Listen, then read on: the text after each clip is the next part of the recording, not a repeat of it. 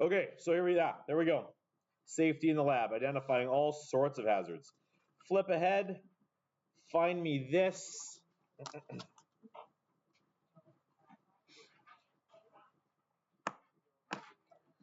Yesterday's exercise on WHMIS symbols. As much as possible, I wanted you to do this first one from memory. I mean, you had all the answers on the previous page.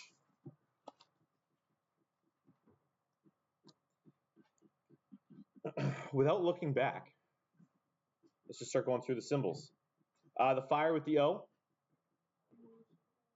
with a flame over a circle. What is, let's flame over circle. What does it mean? Do we remember? Provides oxygen, increases risk of fire, you bet. B is flame, flammable. C is corrosive. D is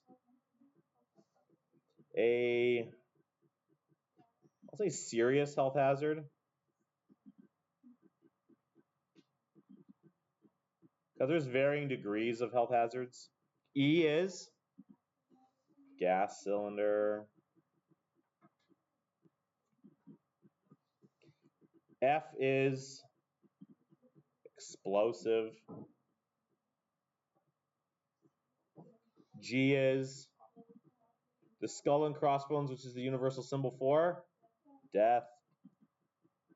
This is the death symbol. The exclamation mark. Yeah, I'll say less serious health hazard.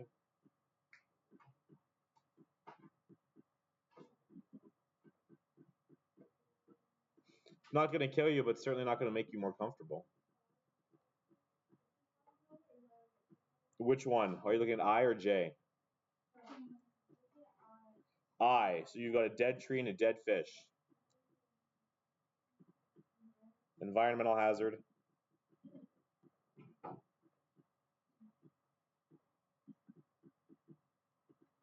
And then you've got J, which is biohazard. You betcha. Okay, there we go. And the purpose behind using these symbols? Yes, Evelyn.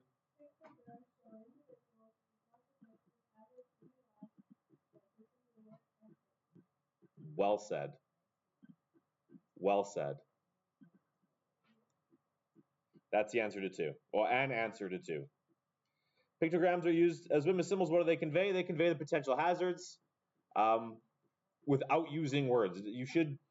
Anyone who sees these symbols, regardless of whether or not they speak the local language, should have a pretty good idea of the hazards posed by whatever you're working with and wherever your lab happens. Okay, ammonia. We had some discussions about ammonia yesterday. Ammonia is commonly found in many laboratories. You probably have ammonia at home. Ammonia shows up as a cleaner. It also shows up as a refrigerant. It's used in various machinery to help keep things cool. Ammonia is wildly dangerous. When I was in high school, I worked at, when I was in grade 10, grade 11, and grade 12, the summers after each of those grades, I worked at a cold storage facility here in Abbotsford that no longer exists. The company was sold. And on day 1, part of our safety training, quote unquote safety training, was the site engineer came around with a big bucket and was like, shove your face in this and breathe deeply. And it was a bucket of ammonia, half full of ammonia. And it was a really these pictures do good justice of what we experienced, but getting a face full of ammonia also does a really good job of conveying the dangers. It burns any part of you that is moist, your eyes, the inside of your nose, the inside of your lungs, your throat, inside of your mouth. It burns that. And it does it quite effectively. Ammonia can be wildly dangerous. And he's like, yeah, if you experience any of this, even to a slight degree, you need to run. Ammonia can be that dangerous. So that was our experience with our safety training with ammonia. So it's got the skull and crossbones, it's got the corrosive, it's got the environmental hazard. So those are the hazards associated with these WHMIS symbols. You've got death, you've got corrosive, and you've got an environmental hazard.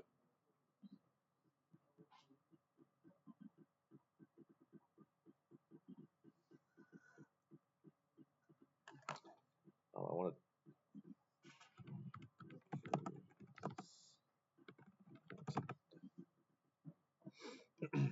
How old were you guys in 2018? 9? Okay. Hands up if you remember the Fernie ice rink accident in 2018. It was all over the news here in BC.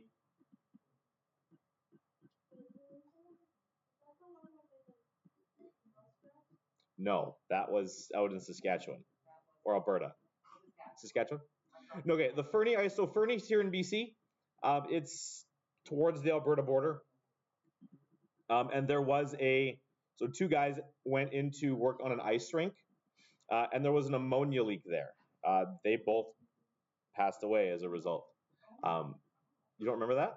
Oh yeah, it was awful. How did it happen?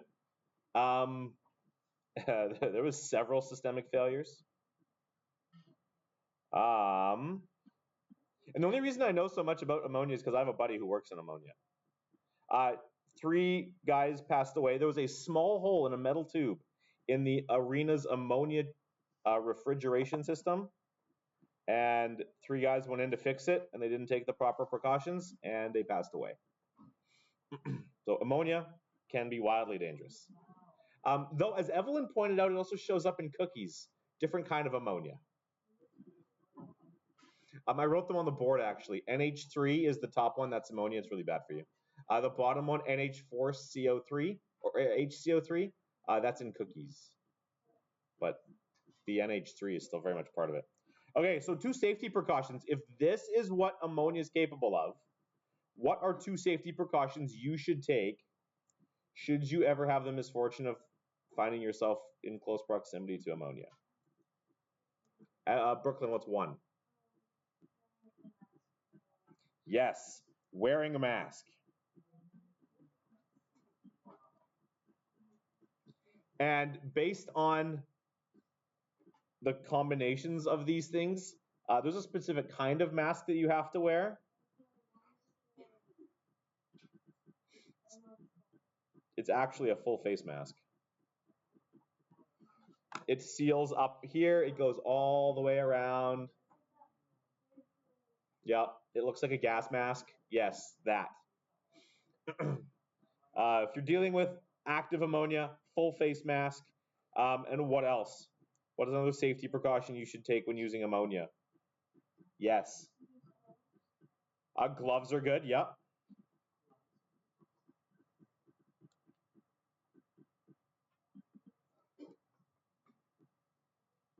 And I don't necessarily expect you to know this based on those 3 symbols, but ammonia turns into a gas really quite quickly. So if something turns into a vapor fast, what was another precaution you should take when working with something that vaporizes? What is a way that you can, other than the full face mask, what is a way that you can prevent breathing it in? Starts with a V. I think I just heard it. Yeah, ventilation.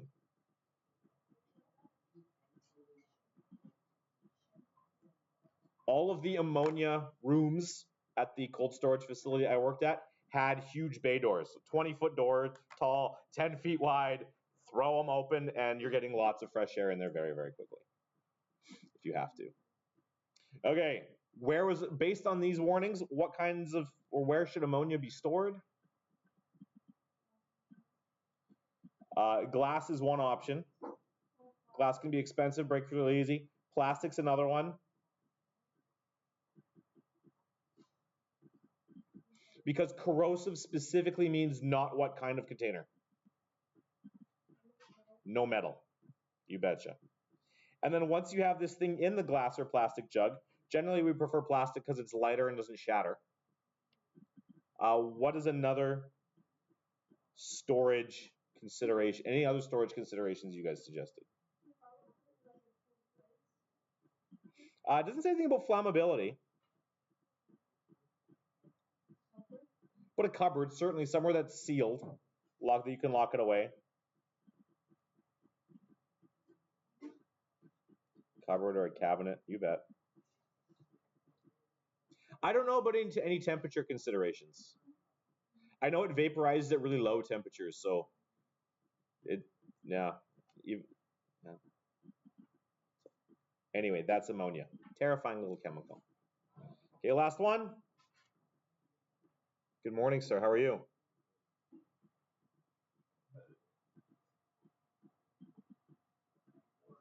Okay. You've been told that a chemical can cause damage to some of your internal organs if there is prolonged exposure to the skin. Also, that it should be kept away from heat sources because it's highly flammable. What two WHMIS symbols should definitely be there?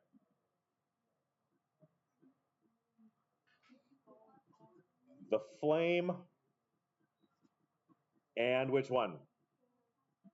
Which one, sorry? The health. The rest of the class, I think, is already getting a pretty good idea that back table will answer everything if you let them.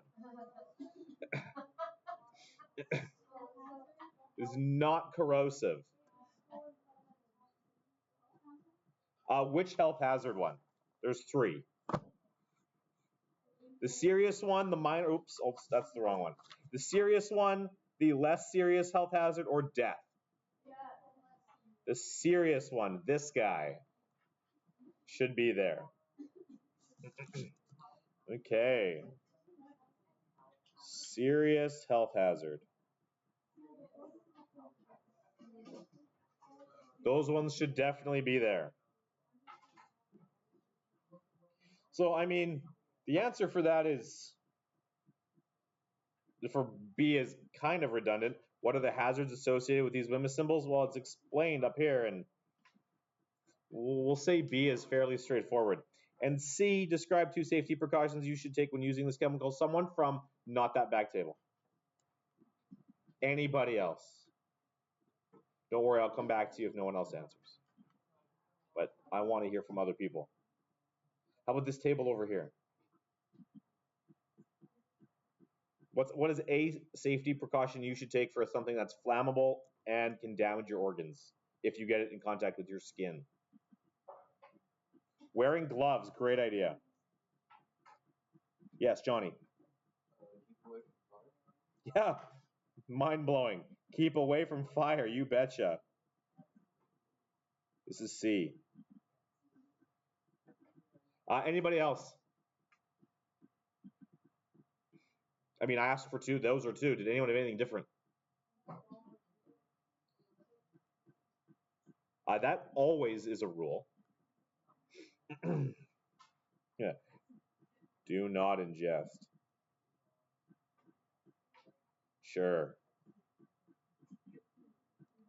But I mean, yeah, some of those things you're not going to do that anyway. But wearing gloves, absolutely. Keeping away from fire, absolutely. If we were working in the lab with something like this, if I took you to our lab, there was one piece of equipment that I said was optional that for something like this would definitely no longer be optional. What should you also consider doing? In addition to wearing gloves. Sort of. You don't need to go as extreme as a full body suit. But a lab coat, certainly. Anything that would, so if you, like whatever clothing you're wearing now, if this chemical could leak through whatever you're wearing directly to your skin, you should put another layer on top. But these are the big two. I mean, you will always be wearing gloves. Sorry, goggles. You will never be ingesting things in the lab. Yes, Brooklyn.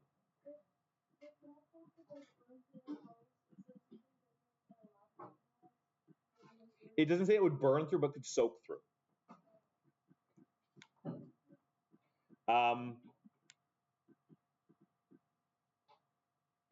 I can show you the lab coats when we get there. They are a thicker, they are a more resistant kind of material than some of your standard t-shirt. Yeah. Anything that would slow down the traveling of the chemical towards your skin is not a bad idea.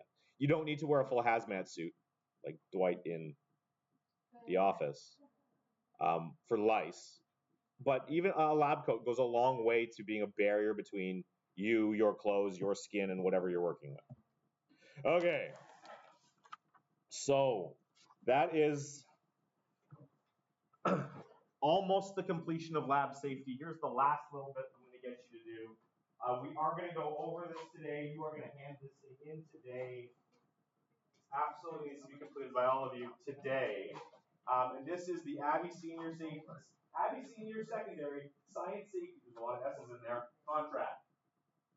It is a fill in the blank exercise. There are word banks.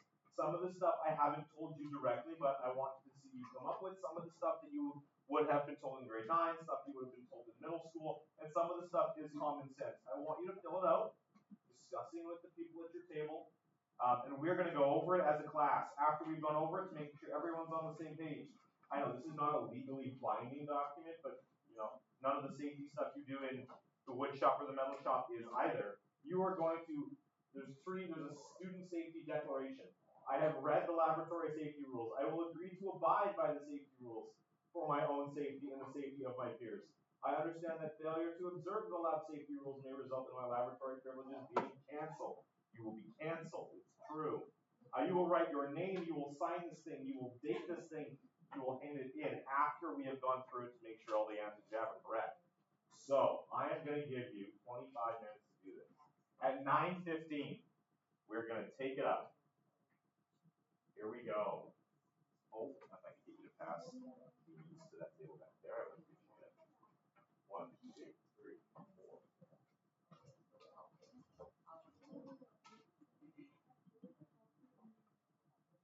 5. We pass it back there. 6.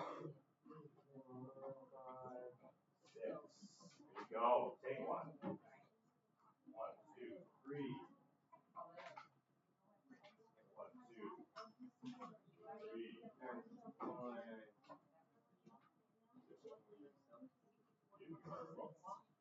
Okay, here we go.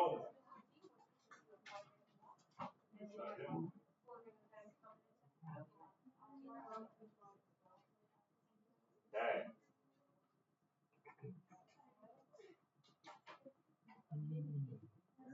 My science.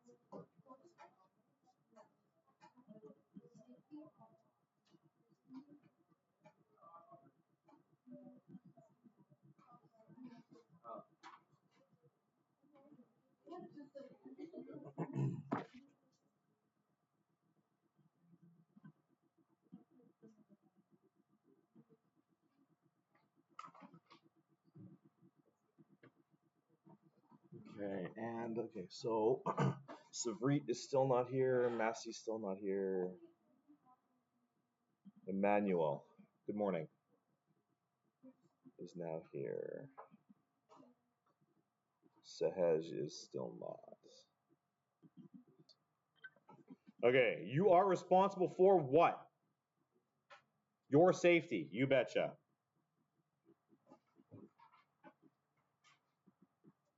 And the safety of those around you. Failure to act in a safe and responsible manner will result in the blank of all science lab privileges. Removal, you betcha.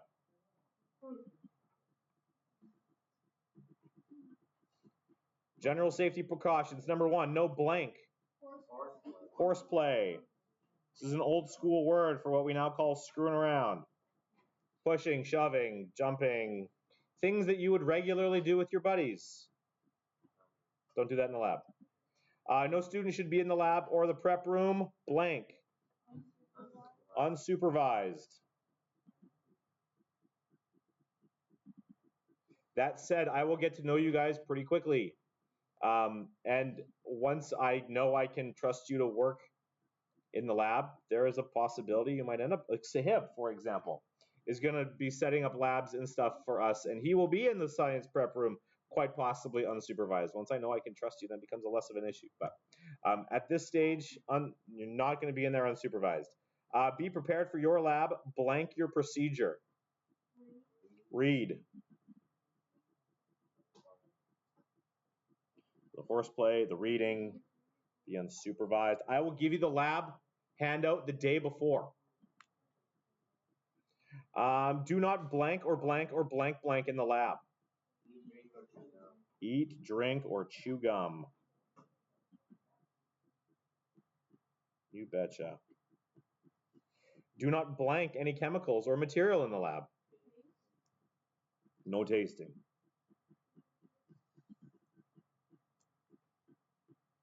Do not blank chemicals unless instructed to do so. Use the blank technique. Do not smell the chemicals unless instructed to do so. Use the wafting technique. You betcha. Hands up if you've seen this technique before. Okay, hands up if you have not seen this technique before. Okay, cool. Wafting looks like this. This is how we do. Yeah, we don't do this. Oh, what does this smell like? Don't do that. That's bad. This is wafting. You get, it's just a light mix with the stuff that is in the beaker with the scent from the air, and you'll get a handle on whether or not you can actually smell it slightly more aggressively. And again, the goal here with all of this is that I make things sound worse than they are, so that you are more careful than perhaps you need to be, so that we can have a really boring safe lab experience. You will absolutely, if you continue on in chemistry, you will absolutely make more fun things where a lot of these really heavy instructions are certainly more pertinent. Do not blank on the lab benches. Which one is it? Probably stand. Should you sit on the lab tables? Okay, so let's leave 7 empty for a second. It says students must blank while doing labs. You should be standing when you're doing labs, yes. You must stand when doing the labs, because if you're sitting and something spills, getting out of the way is a lot more difficult. Granted, there are tons of stools in there, and there will be a time and place to sit. If you're just watching stuff happen, by all means sit. But if you're mixing things, if you're moving things around, you should be standing. So if that's stand, then this one should be sit. Do not sit on the lab benches. And the lab benches just mean the lab tables. There are no other benches. Keep your work area blank, clean, and free from clutter, you betcha. No unauthorized blank. No unauthorized experiments.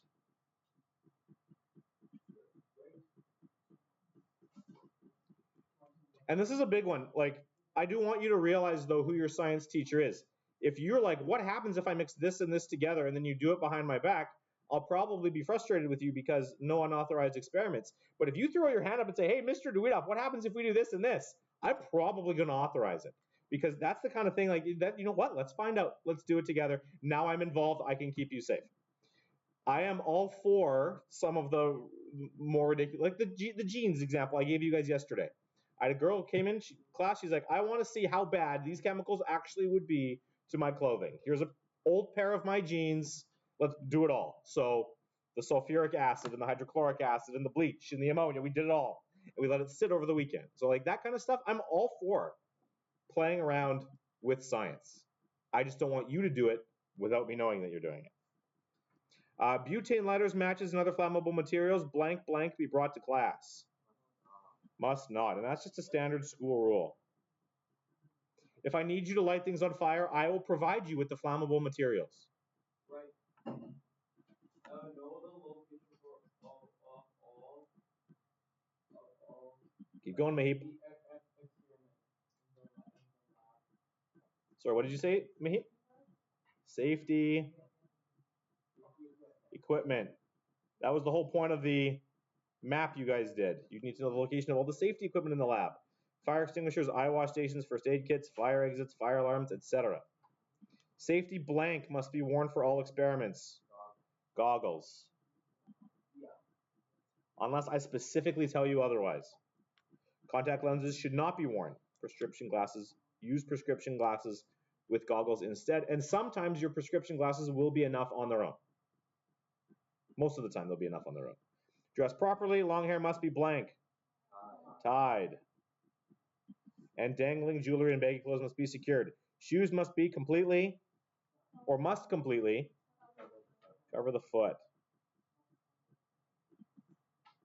Which, I mean, it's January, February, and March when we're doing chemistry, so I'm not worried about flip-flops or sandals. Your teacher may require additional safety equipment, which blank must. Cool.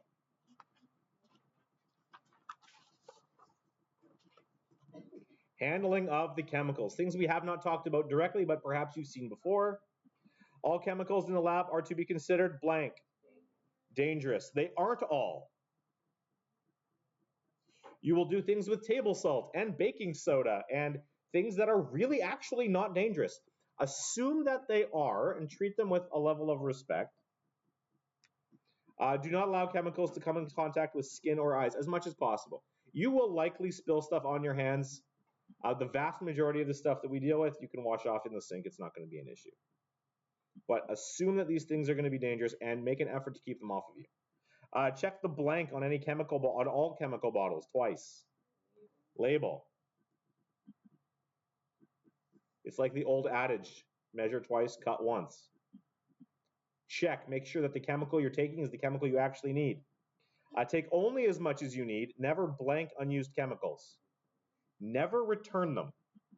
Once you take them, I can't put them back. They are contaminated. We have to throw them away. Dispose of chemicals as instructed by your teacher. No chemicals to go down the blank. And there's going to be a caveat here, unless I tell you that's where you should put them. Because there's some that certainly can. Never remove chemicals or other materials from the lab. Look for blank symbols on containers. WHMIS. Unless I tell you to, don't take the chemicals out of the lab. Okay, glassware.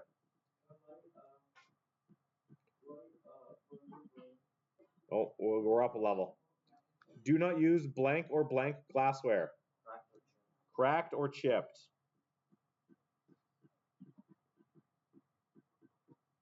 Broken glass must be reported to me. I've already given you the instructions for cleanup and disposal. You know where the brush is, the broom, the dustpan, the glass disposal is. Do not tightly stopper a flask where gas is being created. It could explode. Blank and blank all glassware at the end of the lab. Clean and return, which we did not talk about, but I will show you how to deal with. Cool. Heating glassware. Light a blankety blank as instructed by me. Bunsen burner. Hands up if you've never lit a Bunsen burner before. You will have the opportunity to do that in this class. Never leave a heat source unattended. Hot glass does not look hot. It's not going to look any different. Handle recently heated glassware with tongs. We have those. I'll show you where they are in the lab if you need them.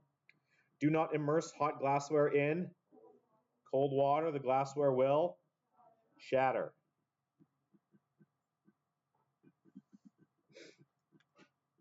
This is also true about putting a hot piece of glassware onto your lab bench. If you're putting it onto your lab bench, make sure it is dry underneath where you're going to put the thing. When heating a test tube, always point the test tube away from yourself and other people. Do not look into a heated container. It's like you never look down the barrel of a gun. Never look down a heated test tube. Accidents and injuries. Report all blank. Accidents. No matter how minor. If chemicals are spilt on skin, rinse well with running water for as long as I tell you. For chemicals splashed in the eyes, rinse immediately at the eye wash station. And this number is different than the one I gave you before. It's 15 minutes, not 30. Hold eyelids open. If a chemical is spilled, tell me immediately. Follow directions for a safe cleanup. And if a fire starts, let me know. If you're on fire, stop, drop, and roll. You betcha.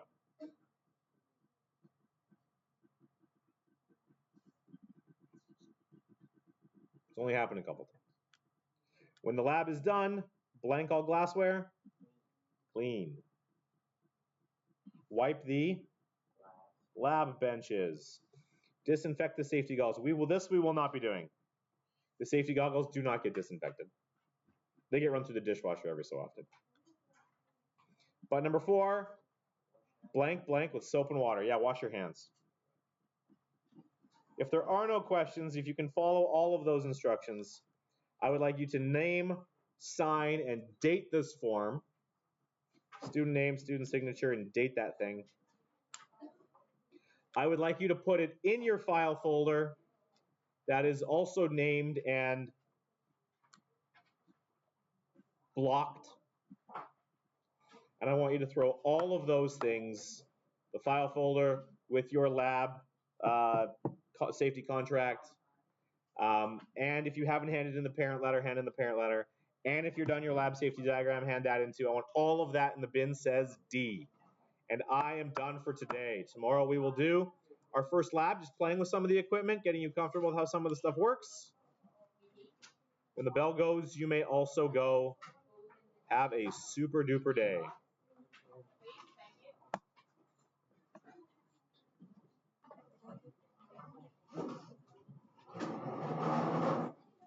Hey.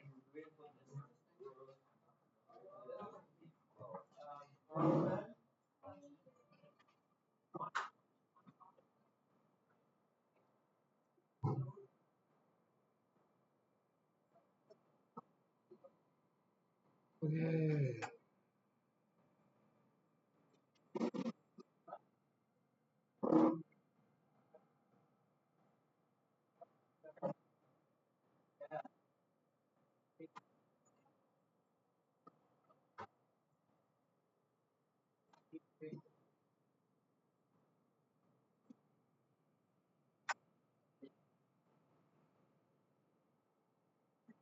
Yes, sir. You don't like what? Don't like fighting movies? Not for everybody. People die. That happens. Okay. See you later, Mahib. You have yourself a good day, man.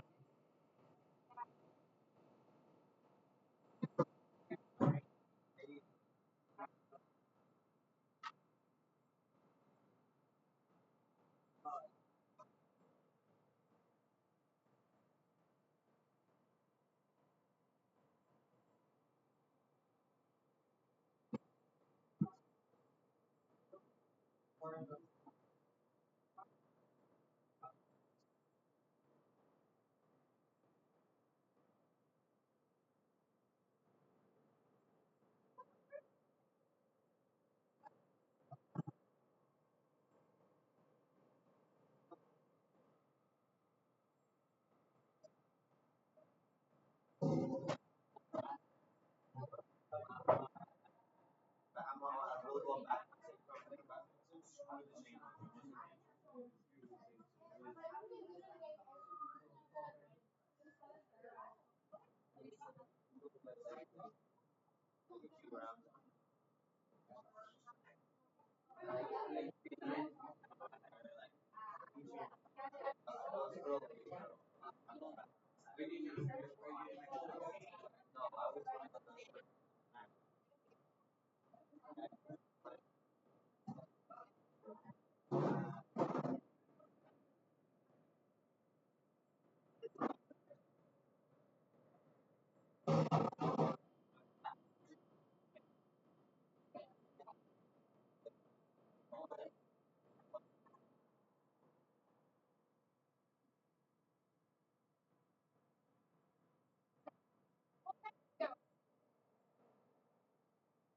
Welcome. See you later.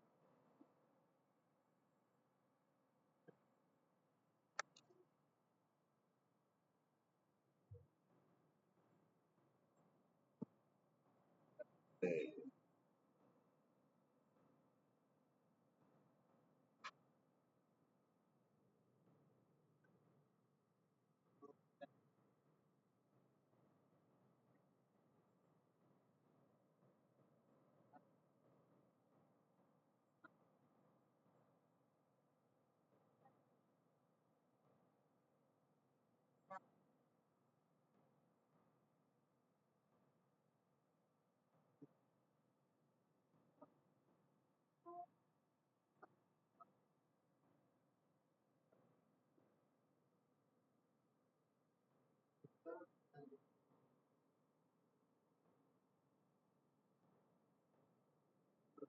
That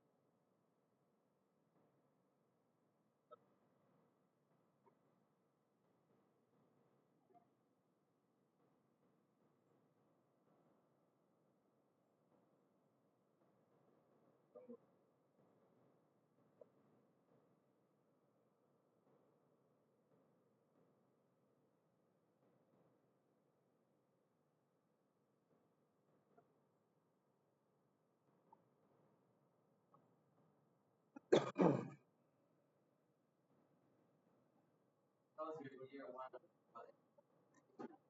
which had like a bunch of better than metal.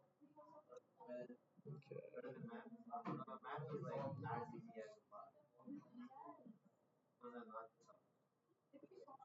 Mark as unread. Yeah,